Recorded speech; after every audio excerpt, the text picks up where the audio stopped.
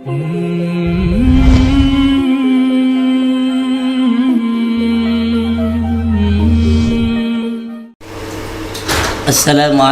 warahmatullahi wabarakatuh. Bismillahirrahmanirrahim. Alhamdulillah wa syukru lillah. Salatan wa salaman ala rasulillah wa ala alihi wa sahbihi wa mawala. La hawla wa la quwata illa billah.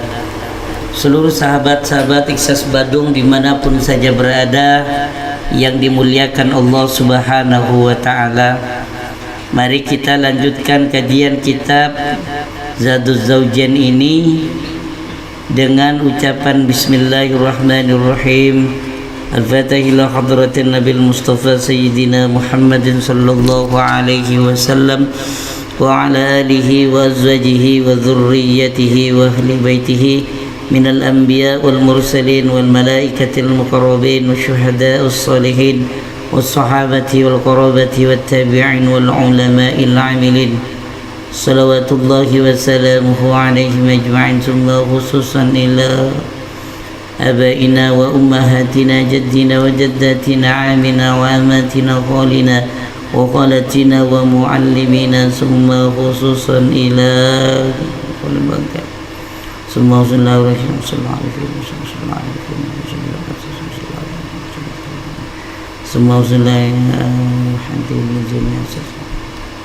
ويفيد علينا من بركاتهم وأنوارهم وأسرارهم وعلومهم في الدين والدنيا والآخرة. الفاتحة. أعوذ بالله من الشيطان الرجيم. بسم الله الرحمن الرحيم. الحمد لله رب العالمين الرحمن الرحيم مالك يوم الدين إياك نعبد وإياك نستعين اهدنا الصراط المستقيم صراط الذين أنعمت عليهم غير المغضوب عليهم ولا الضالين. Amin. Sahabat-sahabat Ikhlas Badung yang dimuliakan Allah, pada pertemuan yang lalu kita sudah membahas tentang kesabaran Umar bin Khattab. Beliau yang memiliki karakter yang sangat tegas, akan tetapi beliau memiliki hati yang lembut. Hal ini dibuktikan ketika beliau dimarahin oleh istrinya. Istrinya sedang marah-marah, yang mungkin karena kecapean dan lain sebagainya. Beliau tidak melawan sedikit pun. Artinya beliau memaafkan istrinya yang sedang marah, memaafkan istrinya yang sedang ngoceh misalnya, ya. Karena sikap seorang laki-laki, kewajiban seorang laki-laki adalah memaafkan akhlak jelek istrinya. Jadi setiap manusia memiliki kekurangan, istri pun juga memiliki kekurangan.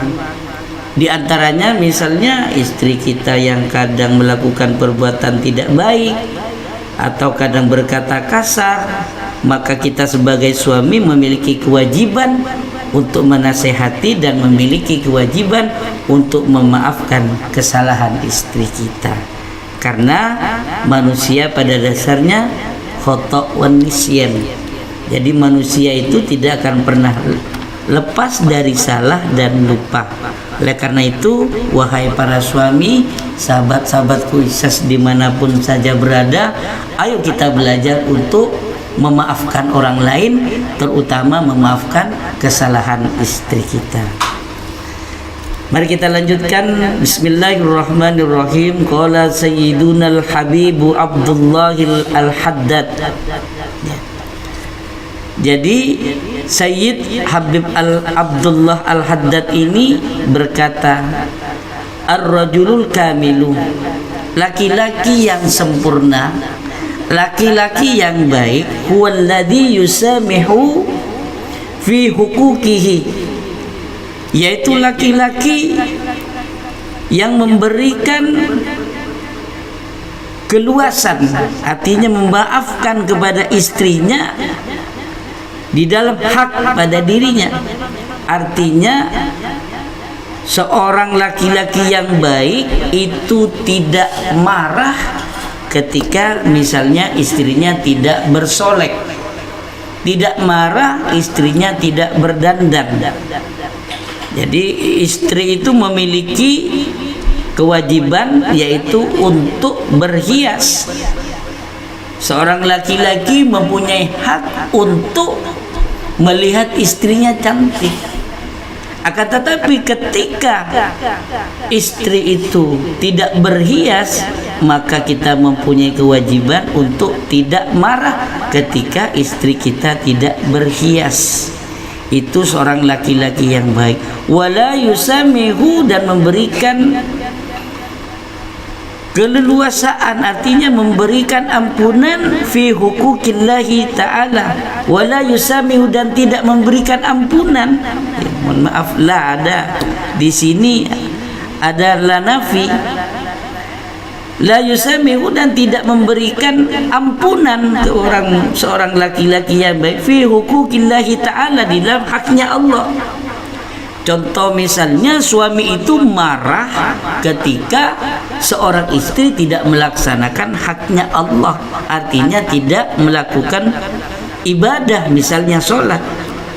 Jadi suami yang baik itu tidak marah ketika istrinya tidak bersolek, dan justru laki-laki itu akan marah. Suami itu harus marah ketika istrinya tidak melakukan ibadah, atau tidak melakukan sholat, atau tidak juga melakukan puasa. Itulah ciri-ciri laki-laki yang baik. Warajulun naqisu, dan seorang laki-laki atau suami yang tidak baik, sebaliknya yang tadi, laki-laki yang tidak sempurna, huwallazi yakunu 'alal aksi, yaitu laki-laki yang tidak marah ketika istrinya tidak bersolek, dan juga tidak marah ketika istrinya tidak sholat.